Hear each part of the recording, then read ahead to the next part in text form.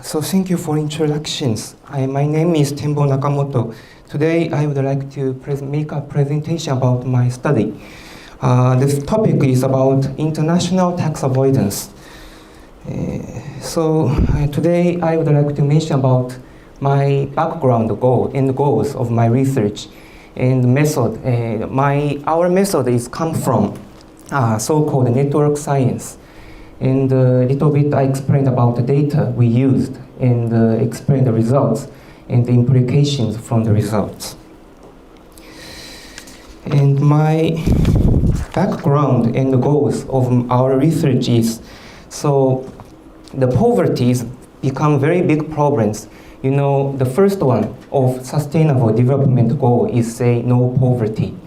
At current situations, 800 million people still lack access to food, drinking water, and sanitation.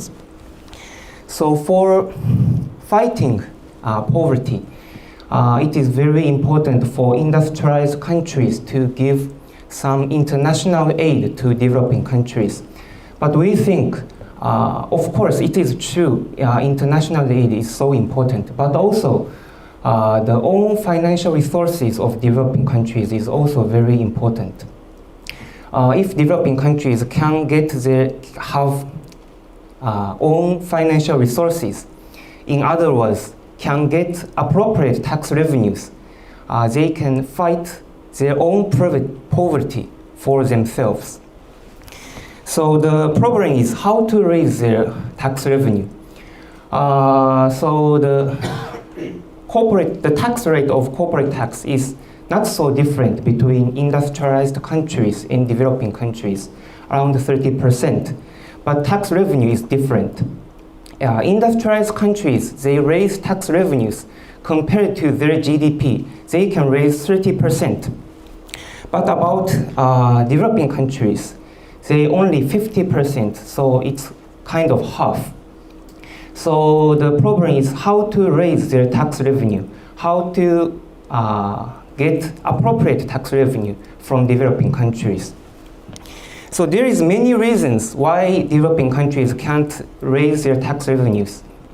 One of big reasons is, it is often said, profit shifting. So multinationals try to shift their profits from developing countries to low tax rate countries. So one of the important issues is how to solve this profit shifting. Because many developing countries lack of effective tax policies. So how to make effective tax policies against profit shifting is very important to reduce poverty. So in our research, the goal is find characteristics of firms used for tax reasons. Because multinational enterprises have many subsidiaries all around the world. Some affiliates is for conducting their business. So for example, they want to do their own business in foreign countries, so they make a new subsidiary in one country.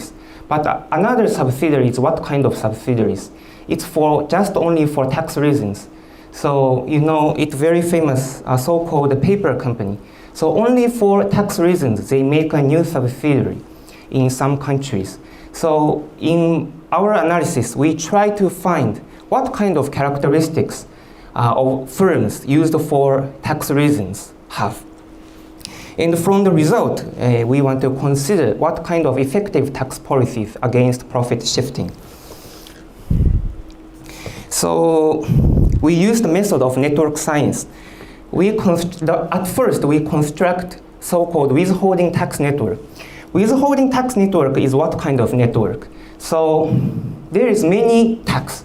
So you know, income tax, consumption tax, corporate tax, and withholding tax.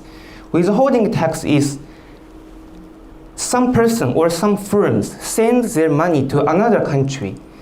The country will impose the withholding tax. So please see the figure at the left side. So for example, country A, some firm in country A want to send their profit to country B. So at that time, country A will be imposed with withholding tax on that profit. And at these situations, one thing will be happen. So a firm in country A want to send their profits or send their dividends to another firm in country B. So if they directly send their profits to another country B, country A will be imposed 50% withholding tax. So for example, they send $100 to another country, they have to pay $15. But country C or country D imposed between country A and country B, the situation is a little bit different. For example, let me say a firm in country A send their profits to country C. In this case, the country A will impose only 5% withholding tax on their profits. This is because country A conclude tax treaty with country C. So tax rate, the withholding tax rate is different between countries.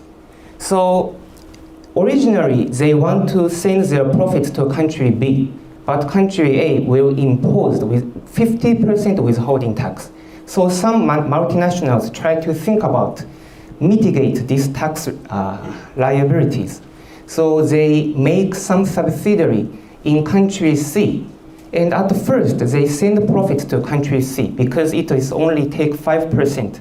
And a firm in country C sends their profits in country B. It is only also 5%. So 5 plus 5, in total, it's just 10%. So even though they want to send their profits to country B, but they make a paper company in country C or country D, only just for tax reasons. So the purpose of withholding tax network is to find what kind of countries can be used for these kind of schemes, so for mitigated tax liabilities. So this is the purpose. What kinds of country can become country C or country D?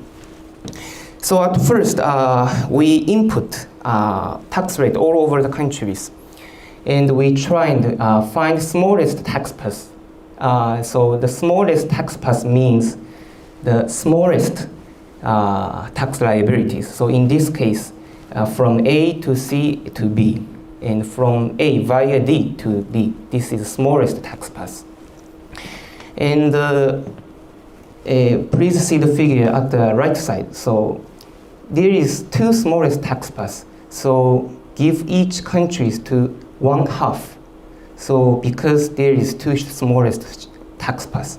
If there are three smallest tax paths, we give a country 1/3. So like this, we try to find what kind of countries can be used for tax reasons. And the another network is ownership network. So before one, I used information of tax rate. This one is we used the information of ownership. So what kind of firm have what another firm? So the information, using these informations. So at step one, I try to find base. So here base means so-called tax havens. So tax havens have many capital inflow from foreign countries, very biggest capital inflow from foreign countries compared to the size of their domestic economies. So at first we try to find that kind of tax havens. And after that, we try to find conduit. So conduit means from tax havens via those conduit into another countries. So in this network, I try to find the conduit network. And after that, we pile the first network, so withholding tax network and ownership network, and try to find what kind of firms use for tax reasons. And the data we used is always 2015. The data is produced by Bureau van Dijk, and this contains many firm-level data, so more than 60 million firms across 215 jurisdictions. And using this data, we construct our network. So this is the results. And from the viewpoint of withholding tax, this shows the 10 countries.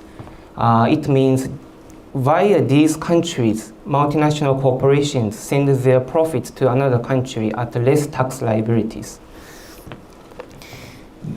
And this is a result from ownership network. So from ownership network, this kind of industry and the countries multinational have. And the final one is multi-layer network. So this figure shows Netherlands and financial insurance subsidiaries in Netherlands are often used for tax reasons. Or Luxembourg, a wholesale or retail trade subsidiary in Luxembourg are often used for tax reasons. So we find especially finance or insurance industry or wholesale or retail trade industry often are used for tax reasons. So the policy implications, a little bit mention about policy implications. So because tax treaty, these problems happen. So we think developing countries have to pay attention with tax treaties with the countries having high centralities to preserve tax revenues. Because if they conclude with some countries having high centrality, maybe they can attract more capital inflow from foreign countries, but it's kind of trade-off, but they lose their appropriate tax revenues. So we think developing countries pay attention to these things. And about the industry, because finance or insurance companies or with wholesale or retail trade companies are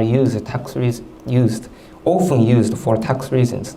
So it may be give some regulations about those industries. It will be effective to profit shifting.